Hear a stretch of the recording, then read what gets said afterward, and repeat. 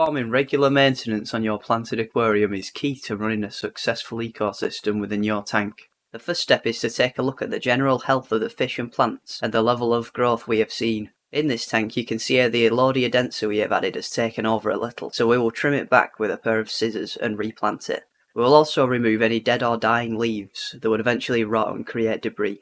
After this we remove any waste debris using a siphon or net and perform a partial water change. Around 20% should do it. Then we condition some tap water to replenish what we took away. To do this, we add a small amount of chemical dechlorinator to remove certain substances from tap water that are harmful to fish. Depending on the fish you have and the pH of your tap water, you may also want to add some calcium buffer. Our personal tap water comes at a low pH of around 6.7, so we always add a little bit of KH buffer to bring it up. Once the tank is refilled and allowed to settle, we then add a dedicated aquarium fertiliser for the plants to feed on. We do this process once every week to 2 weeks in order to maintain a healthy planted tank.